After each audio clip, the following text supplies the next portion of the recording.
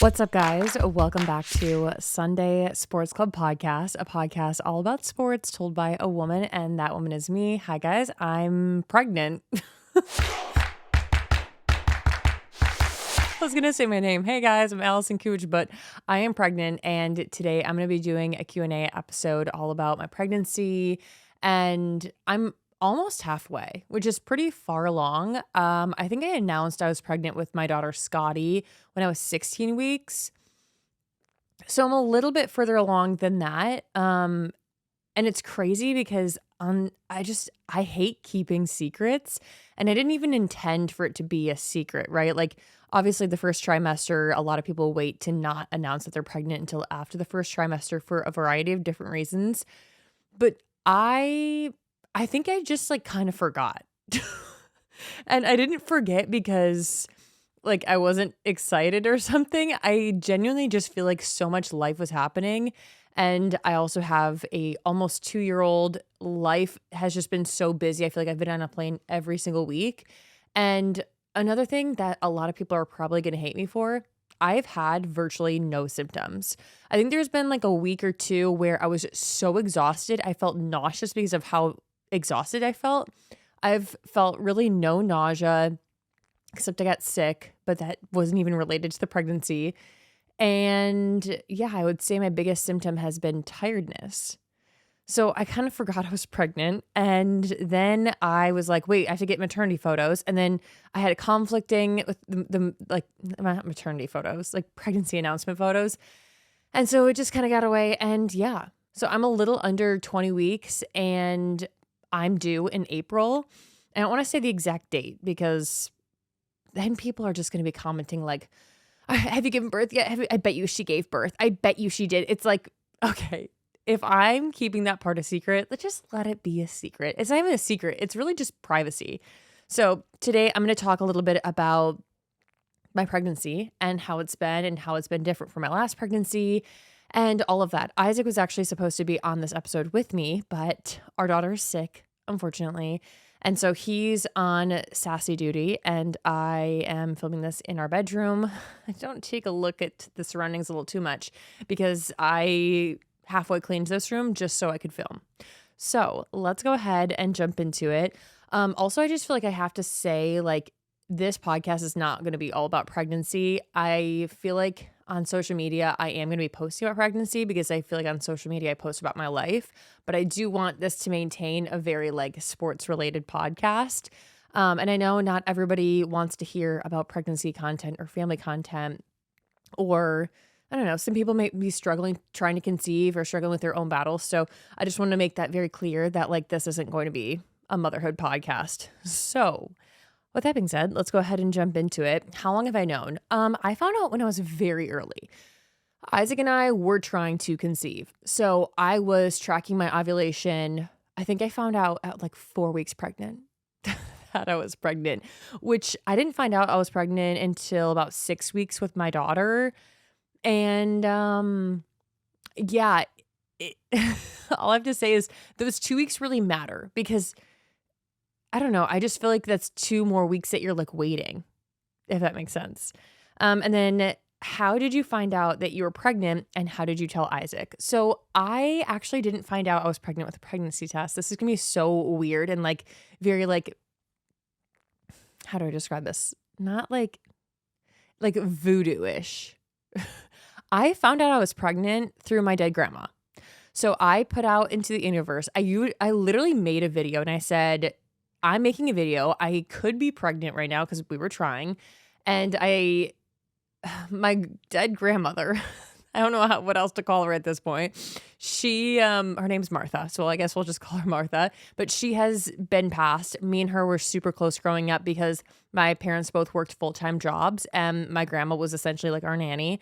So we obviously were very close with my grandma. And then when she passed away, when I was in college, she like left behind presents for us for Christmas. And the present ended up being a owl jewelry box. And on the inside, it said, I will always love you. And now I just see owl signs. I saw one the day I got engaged, the day I got married. Like I see them during crazy times in my life and it's very peaceful.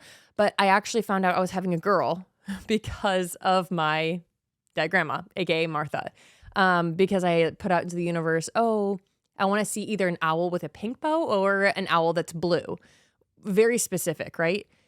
And I saw a pink owl, and then lo and behold, I was having a girl. So this time I was like, I don't want you to tell me the gender. I want you to tell me if I'm pregnant. So I put it out into the universe. I was like, I said this all out loud into a video.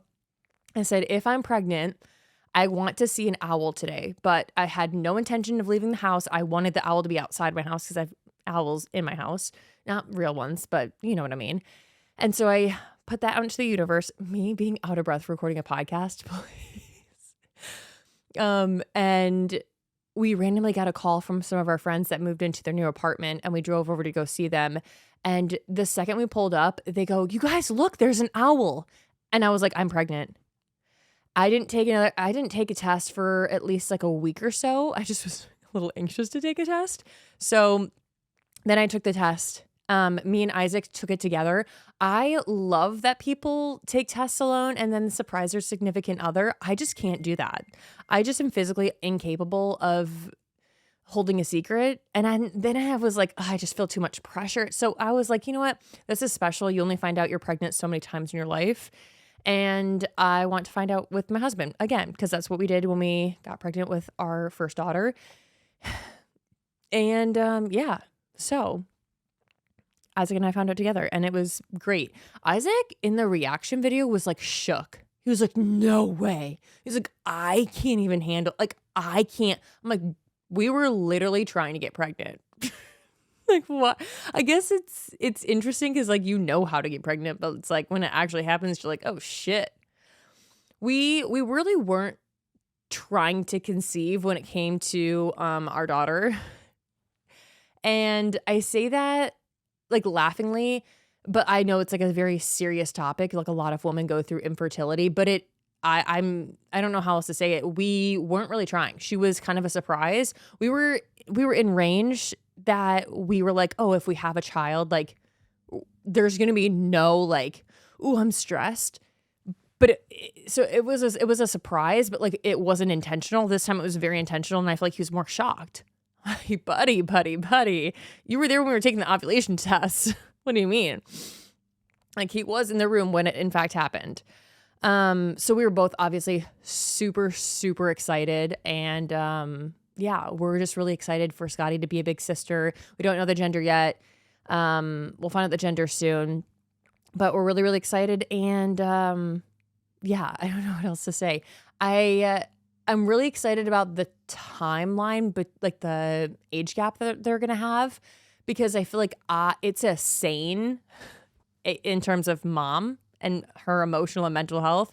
It's a sane age gap for me. I knew I wanted to avoid 2 under 2 at all costs, but it's not. Me and my siblings are 3 years apart, and I do feel like that was like bigger than an age gap that I wanted for my children if possible, because I know that's not always like you plan for things, but it doesn't always work out. So we're just really excited. Scotty has no idea what's happening though. And then how did our families react? So I'm not gonna lie, I struggled in my first trimester, like mental health wise. And so we actually didn't tell our families until like a week ago. Like, and I announced like a week ago, and we told everybody within the same week. And I have no regrets with that. I just feel like my first pregnancy, I have some like PTSD of like telling some people and them not really being ecstatic, or I don't know. It's weird because Isaac and I have been married since 2021. So it's like, why wouldn't people be ecstatic? But I just feel like there were situations that led me to like not want to tell anybody, which is sad. And I even recorded TikTok drafts that I don't know will ever see the light of day. But I even had like friends that were like, oh, I don't think you should get pregnant yet. Like this time. And so I made the decision, and Isaac was totally on board. He was like, we can tell people whenever you want. So I made the decision to just kind of wait until I felt ready to tell people. And then we told people, and I feel good about it. And if anybody were to get mad at the fact that I waited, well, you can do differently when you're pregnant. The older I get, the more I realize I am a less is more kind of girl when it comes to fashion, skincare, and also my makeup products. I'm a type of person that if it takes me more than 10 minutes, I'm less likely to do it. And so the older I've gotten, the more I've kind of created a more minimalist routine, especially when it comes to my makeup, because I like products that enhance my beauty, but I don't want it to take too long. So products that go a long way are the products for me. And that's where Jones Road Beauty comes in. I want to take a second to talk about the Jones Road Beauty Miracle Balm because this enhances your skin instead of just masking it with layers of makeup. And again, I think, layers of makeup is important for like a red carpet or somewhere you're going like full glam, but I'm not a full glam kind of girl every single day. I'm looking for something that kind of makes my skin a little bit more of like the same complexion that kind of hides some of that discoloration. And that's what this Miracle Balm does. It kind of takes over and just makes me look a little bit better. And I love that because it is so effortless. And it also gives me that effortless, natural look that I'm looking for. So this has totally simplified my routine a ton and just replaced multiple steps because it's one product. And starting November 6th, Jones Road is launching their most giftable and exclusive holiday collection yet. All 5 limited edition kits in the collection are trios that include the new holiday shades, products, and packaging. The collection is full of effortless yet party-ready essentials that you can wear for any occasion, and they make the perfect gift. So it's perfect for beauty lovers, for someone just starting out with makeup, or even as a little treat to yourself because you can do that this holiday season. So, this holiday season, simplify your routine with makeup that's clean, strategic, and multifunctional. And don't miss out on their limited edition holiday sets. They won't be here for long, and once they're gone, they're gone. Also, as a treat for our listeners, you'll get a free cool gloss on your first purchase when you use code SUNDAY at checkout. Just head to jonesroadbeauty.com and use code SUNDAY at checkout. After you purchase, they will ask where you heard about them. Please support our show and tell them that our show sent you. You guys know I recently just announced I'm pregnant. Well, if you didn't know, now you do know. And I have been really trying to stay as hydrated as possible, especially because the pregnancy needs when it comes to hydration are so much higher. But I hate the taste of water. Actually, sometimes it kind of makes me gag. And so including a little addition to my water is sometimes necessary. And I like the fact that there's options out there that also enhance my water. And that's where Cure comes in. With Cure, I'm able to stay hydrated without all the sugar and junk. And that's why I love it. If you're like me and you don't drink enough water or you don't like the taste of water, Cure makes it really easy and actually enjoyable. So they have hydration packs, which are clean and simple, plant-based electrolytes, no added sugar, only 25 calories, hydrates better than water alone. So I'm actually doing something better for my body. And the taste is incredible. They have refreshing flavors like watermelon, berry pomegranate, and lemonade. And they're never too sweet or taste artificially. You guys know the taste I'm talking about. And it just tastes like fresh, like you would have squeezed in like a pomegranate into your water. It tastes so good. And it's perfect for everyday use. So workouts, travel, mornings, or just to make your water taste better. And they're also science-backed. So it uses the same formula proven to hydrate as effectively as like an IV drip, which I'm scared of needles. So staying away from those. I will be drinking Cure. They also have an energy drink mix, and this is clean energy. It's plant-based, 100 milligrams of natural caffeine, electrolytes for focus, hydration, so no jitters and no crash. And it's very light, so just 25 calories, zero added sugar, and no junk. Staying hydrated isn't just about water. You also need electrolytes, and that's why I love Cure. It's clean, tastes great, and actually works. For Sunday Sports Club listeners, you can get 20% off your first order at curehydration.com/Sunday with code SUNDAY. And if you get a post-purchase survey, make sure to let them know that you heard about Cure right here, and it really helps support the show. So don't just drink more water, upgrade it with Cure. I have been loving my workout routine these days because I'm constantly switching it up, whether I'm running, I'm doing mat Pilates, I'm strength training, and something that has been such a game changer is the new Peloton Cross Training Tread powered by Peloton IQ. It's Peloton's most elevated equipment with real-time guidance and endless ways to move alone or with your favorite instructors. It's basically cross-training reimagined with features designed to help reach your goals effortlessly. And Peloton helps you achieve more in less time. So what helps me stay on track are mixing up my workouts. And with the Peloton Cross Training Tread, they have features that help you plan, stay motivated, and achieve peak performance. So you can let yourself run, lift, sculpt, push, and go while Peloton kind of handles the rest. And Peloton IQ provides real-time strength coaching. So Peloton IQ has features like goal setting and weight suggestions so that you're constantly making new progress.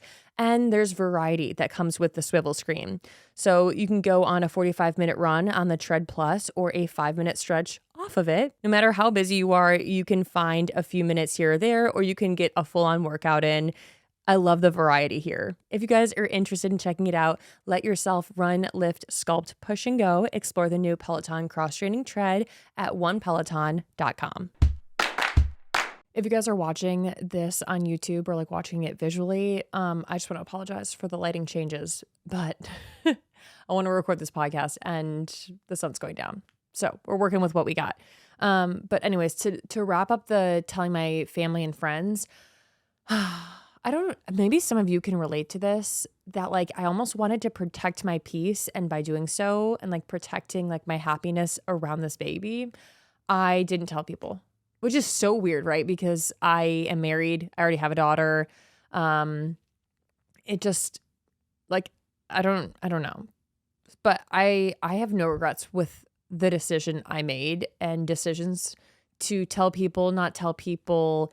I just felt like I waited until the time was right for each individual person, and I'm happy with how that came out. So it is what it is. Yeah, I feel like I have like a weird that I don't even want to go into that because there's been issues with that aspect, which you think there wouldn't be, but there have been. Anyways, does Scotty know? So we took the pregnancy test, and immediately I grabbed my daughter and I was like, there's a baby in mommy's belly, literally the size of a fucking poppy seed, but there's a baby. And she probably doesn't understand it. Now, I mean, it's been a few months. So now like I'll point to my belly and she goes, baby, baby. And I'll ask her if she wants a brother or sister, and she'll say sister. But if I ask her if she wants a sister or a brother, she'll say brother. So still undecided on that, but she loves her baby dolls. So I just kind of feel like her baby doll is getting a little bit of an upgrade.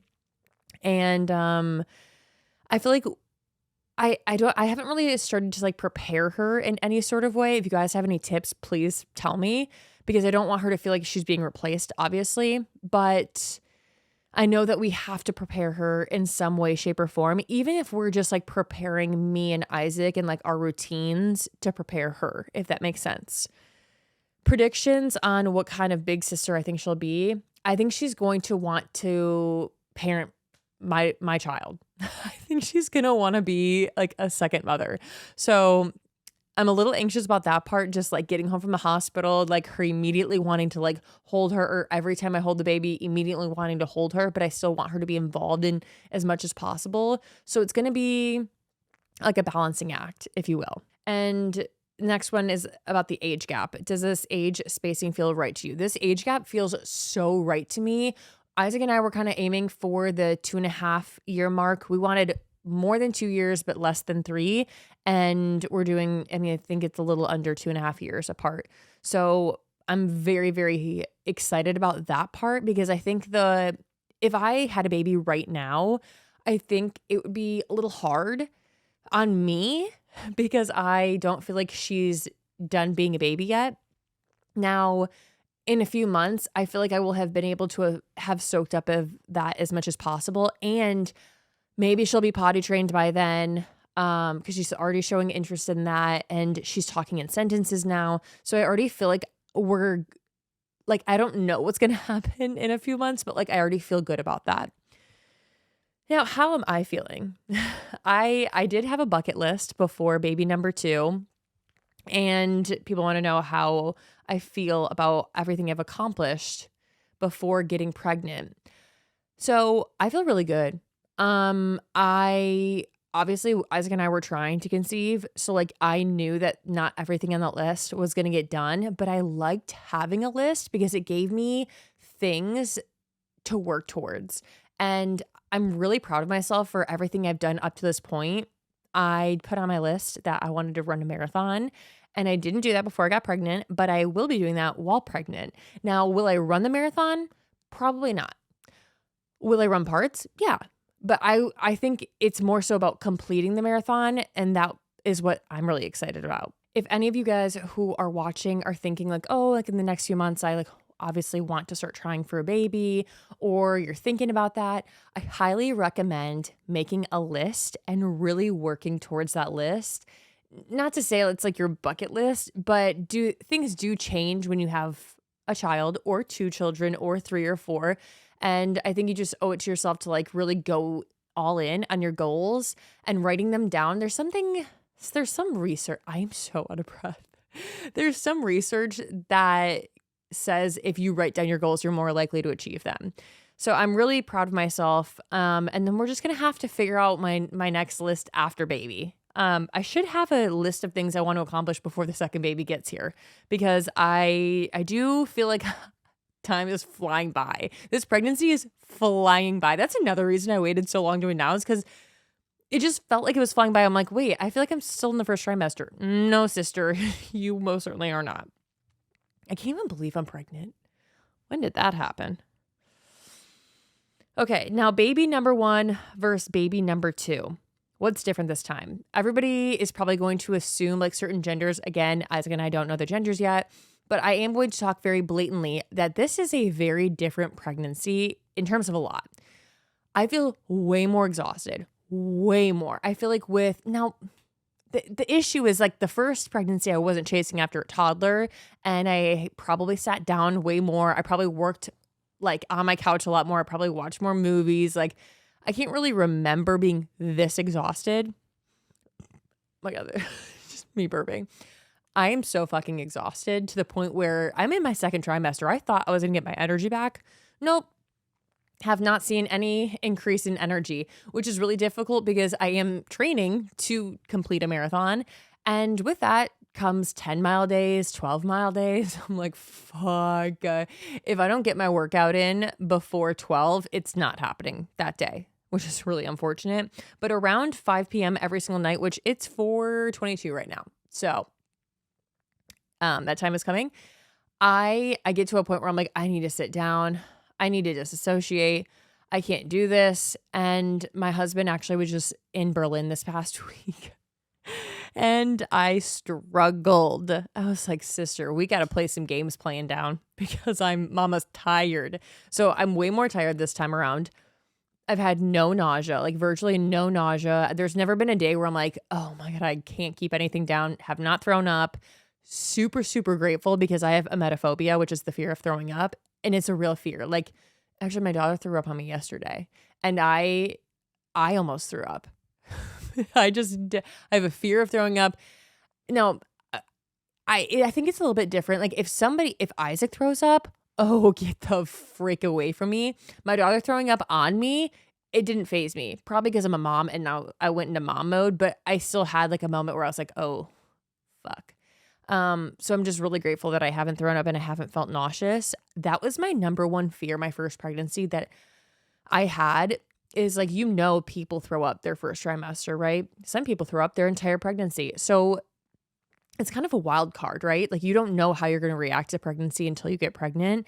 And for me, if you watch my first pregnancy, like us finding out that we're pregnant for the first time, I was terrified. I was terrified because I was so scared of throwing up. I wasn't scared of a child. I was scared of throwing up and getting sick. And it sounds so stupid now in hindsight because I'm like, you should have been a lot more scared of a lot other things. But I was terrified of throwing up and getting sick. And I didn't deal with that in both of my pregnancies. First pregnancy, I was nauseous, but I never threw up. And this time, no. I've been like gaggy, but that's about it. Another difference is that I've been so hungry. I could literally eat this microphone. I'll be after a workout. I'll be driving home, and if it's longer than a 5-10 minute drive home, I'm stopping. I'm pulling over at a fast food place or a gas station. Gas station snacks have been going crazy. I keep like a little snack pack in my car, not for my toddler, it's for me. And it's to the point where I feel like I'm dying if I don't get food. And that also hasn't changed. I wake up, I eat. I get ready to go work out, I eat. I get to the gym and I buy these little protein balls at the gym that are so good. I'm literally dreaming about them right now. I eat. I work out, probably eating immediately after. So a lot. Now, in terms of the mental or emotional preparedness, I feel way more prepared this time around, which is not surprising. My husband is not in the NFL this time. My husband has a stable career with NFL Network and he's broadcasting on CBS Local, and I feel really good about that. We're not planning on moving out of our house. The house that we're in is the house I will be coming home to the hospital to, home from the hospital to. I'm keeping the same OBGYN. The first time I was pregnant with my husband playing in the NFL, I switched to OBGYNs 3 times. Yes, 3 times. First time, I got the OBGYN here in California. Second time, I got an OBGYN in Las Vegas because he was playing for the Raiders. Third time, got back to California and got my old OBGYN. So there was a part where I thought I was giving birth in Vegas, and then I was like, wait, we're giving birth in California? Oh, shoot, I hope I don't go into labor while driving from Las Vegas to California. So this time I feel way more mentally and emotionally prepared. And people might have questions because I dealt with postpartum depression. I am not scared of postpartum depression this time. And if it happens, I know how to deal with it in some capacity. Like it'll still fucking suck. But my husband is more prepared to deal with it. I'm more prepared to deal with it. I have a good group of friends here, whereas I didn't really have a community when I first moved back to California, just because the NFL, like, we didn't live here year round. It was hard to like get friends that way. So I feel way more prepared. I'm also pregnant with some of my friends, and that's really exciting. One of my friends here in California literally lives 5 minutes away from me, has I think it's a 2-week different due date, but she's gonna be giving birth at like 37 weeks because of like her first labor had like difficulties. I'm so excited because we can go through everything. I just feel like way more prepared. And so if postpartum depression does come around, I feel more prepared to at least deal with that, and we'll deal with it and I'll survive. And I know that I did it the first time and I can do it again. But I'm curious to see how much more of a stable environment and stable job and friends and all of that will come into play when it comes to mental health. What lessons have you learned from last time? Oh, fuck. I've learned so much from my first pregnancy. Jesus Christ. Like, I think I'm way more chill. I think I'm just like letting everything happen. I haven't bought one single baby item, although I didn't really buy a ton until basically a few weeks before I gave birth with my first pregnancy. But I just feel like way more prepared. And I feel way less anxious. I'm like, oh, fuck a hospital bag. Like, we'll figure it out. I don't know. Like, we don't live that far from the hospital. We'll figure it out. And that's how I feel. I feel really at peace. And I honestly, I don't think we would have started trying for a baby unless I felt that way. Like, everyone says, oh, there's no perfect time to like have a baby. I disagree. I feel like everybody, like, there's no perfect time to have a baby in a certain way, but like it's everybody's timing is going to be different when it comes to them feeling prepared emotionally and physically. You guys, the holidays are here. Oh my God, I'm so giddy even just saying that, which means long days, festive nights, and plenty of outfits you have to pull together. And if your bra isn't keeping up with you this season, it's time for an upgrade. No, I'm not kidding. No, because the idea of holiday shopping all day long and just feeling like an uncomfortable bra that you just can't wait to rip off at the end of the day, I never have to feel that way because I have Honey Love. So most bras are uncomfortable and come off the minute you get home, but Honey Love is different. Their wireless bras are so soft, lightweight, and supportive. You'll actually forget you're wearing one, and that's my kind of bra. Whether you're traveling, running around, around in cozy layers or dressing it for holiday parties, Honey Love bras give you that effortless lift and support without stiff wires or bulky padding.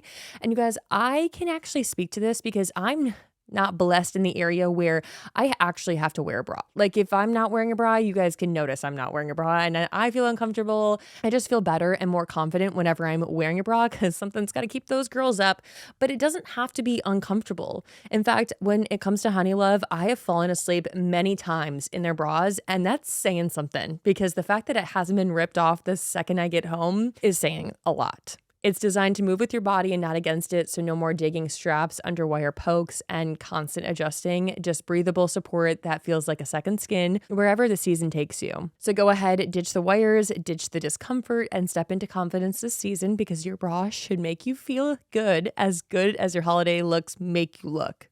If you guys are picking up what I'm putting down. Treat yourself or someone special to the most comfortable and innovative bras on earth this holiday season. Save 20% off site-wide at honeylove.com/Sunday. Use our exclusive link to get 20% off. That's honeylove.com/Sunday. After you purchase, they'll ask where you heard about them. Please support our show and tell them that we sent you. Celebrate this season feeling confident and comfortable with Honey Love. This podcast is brought to you in part by Stash. So you want to start investing, but you have no idea where to begin? Stash makes it easy. Stash isn't just another investing app. It's a registered investment advisor that combines automated investing with expert guidance, so you don't have to worry about figuring it out on your own. You can choose from personalized investments or let Stash's award-winning smart portfolio do the work for you. With Stash, investing doesn't feel like gambling. It's simple, smart, and stress-free, so your money can finally start working as hard as you do. Get access to world-class financial advice with personalized guidance for just $3 monthly subscription. Stash has already helped millions of Americans reach their financial goals. Don't let your money sit around. Put it to work with Stash. Go to get.stash.com/SSC to see how you can receive $25 towards your first stock purchase and to view important disclosures. That's get.stash.com/SSC. Paid non-client endorsement, non-representative of all clients, and not a guarantee. Investment advisory services offered by Stash Investments, LLC, an SEC registered investment advisor. Investing involves risk. Offer is subject to T&Cs. You guys, I need to take a second to talk about Rhoback because their new loungewear is officially my new obsession. We're talking hoodies, joggers, crew necks that feel like clouds, and somehow I still look very pulled together. I have been living in comfy clothes these days, right? I just got out of my first trimester of pregnancy, and when it comes to my everyday outfit, I'm usually picking something very comfortable, and that's where Rhoback comes in. So usually I'd be the one stealing Isaac's loungewear, but this stuff is so soft. He actually might try and steal mine if it fits. It's that perfect balance of cozy and elevated, the kind of stuff you can wear from a coffee run straight to the couch without missing a beat. And I do not miss a beat these days. I also recently tried out their Vista collection, which is their first launch of legging sets. And they're so unbelievably soft. Like literally so unbelievably soft that like my husband's like, wow, those are soft. I was shocked when I put them on. To make it even better, they come with both a tank and a full jacket to make it feel like a full look. And I love a full look because it takes out a lot of that guesswork. And then you can add the Bedford mock neck, which basically broke the internet when it launched. You can add that to the mix, and then you've got the Dream Comfy capsule. The mock neck is almost completely sold out in all 3 colorways. It's that good. If your fall wardrobe is due for a little upgrade, this is it. The new Ready and Vista collections are everything. Comfortable, flattering, and just too good not to live in. Use the code SUNDAY on Rhoback.com for a generous 20% off your first order through the end of this week. That's RHOBACK.com. Let's talk about something every person and every business owner knows too well: missed calls. Because missing a business call, that's like watching money fly out the window and straight into your competitor's hands. And that's why today's episode is brought to you by Quo, formerly OpenPhone, the smarter way to run your business communications. So Quo is the #1 business phone system built for 2025, not 1995. rated the top choice for customer satisfaction with over 3,000 reviews on G2. So forget juggling phones or using a landline. Quo works right from an app on your phone or your computer, and your whole team can share one number and collaborate on calls and texts like a shared inbox. Faster responses equal happier customers. You guys, I'm not kidding. Like Isaac, he really does feel like customer service goes a long way. And even if we go to like a restaurant where the food might not be 100% like the best food he's ever had, if they have great customer service, he's like, we got to go back. Like, we got to go back. And he's always recommending it because good customer service equals happier customers.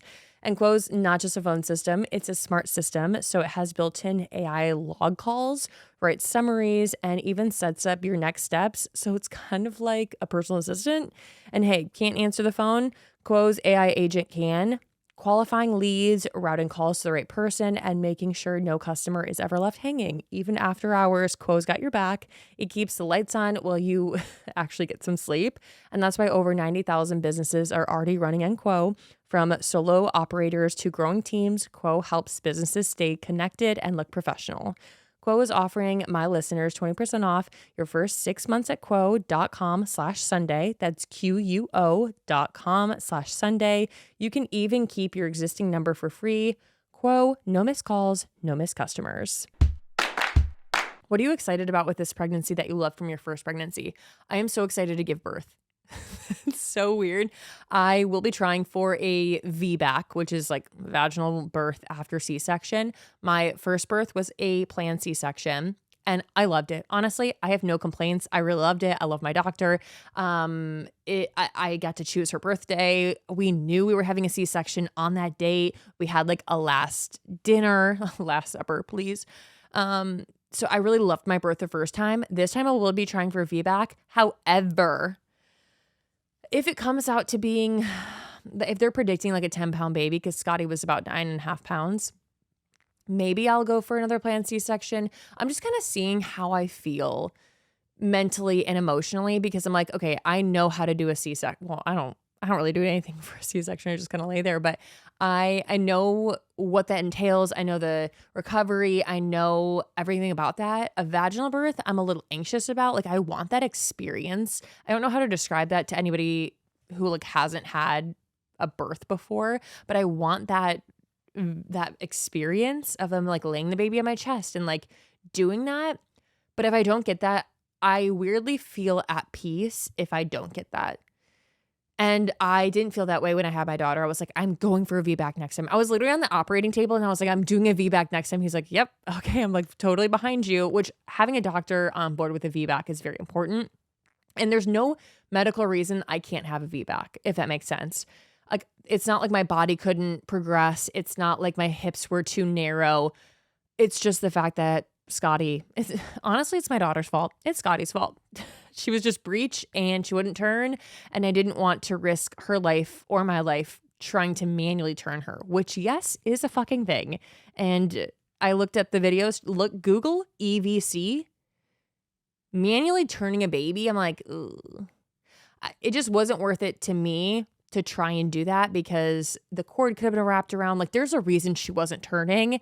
And I was like, you know what? I'm going to let go and let my OBGYN cut through 7 layers of something. Next up, we'll talk about privacy. So what are your thoughts on privacy of pregnancy? So you guys know I don't show our daughter on social media. She's not a secret, but I do like to keep her private just for like, I don't know, a lot of different reasons, actually. Just like exploiting her memories, exploiting her. I don't feel like she should have to like have a social media job. Like, she shouldn't be in ads, and like she should just live her life as a child, right? And then on top of that, it's like also the safety of her getting recognized and just people knowing who she is. So I don't talk about it a lot because I don't want to draw attention to it. So like she's just private, right? In terms of pregnancy, everything is happening to me. Now, if something is happening, if I get like test results based off of like the baby inside my body, I'm not going to talk about that. And you guys wouldn't know any different because I'm not talking about it anyways. Like, it's not like, oh, I'm on my way to get my test results. I hope everything's good. No, it's just that I'm not talking about it. So the things that I want to keep private, I just don't talk about it. Pregnancy, I talk about because I'm like, this is happening to me. Like, if I'm having like if the smell of burnt toast makes me nauseous, I'm going to talk about that. Which it really does. Prediction. Do you think it's a boy or a girl? I think it's a boy. I genuinely think it's a boy. I think it's a boy just because of how different this pregnancy is. It's not even like that vastly different, but I think it's a boy. Isaac is very keen on thinking it's a girl. So it'll be interesting to find out. People are probably going to ask, like, do you guys have a gender preference? And I grew up with a sister, so I think it would be cool for Scotty to have a sister, but like we also don't have a boy. So it feels like a win-win situation. I feel like I do agree gender disappointment is a very real thing, but in terms of like, do I want her to have a sister so bad that like I would be disappointed in a boy? No. I think Isaac and I might want 2 or 3 kids. So like if we had a boy, we might stop. If we had a girl, we might stop. It doesn't matter. So I don't know. I think I'm having a boy though. And Isaac thinks we're having a girl. He's having a girl, please. And what do I think Scotty would prefer? I don't think she would care. I think that she has boy baby dolls and she has girl baby dolls and she doesn't have any preference. So I don't think she would have gender disappointment either. And then name ideas or nursery theme. For boy names, we have like 3 names picked out. Boy names are so fucking hard to pick. Are you kidding me? How do people have 4 boys and find 4 boy names that they don't absolutely hate?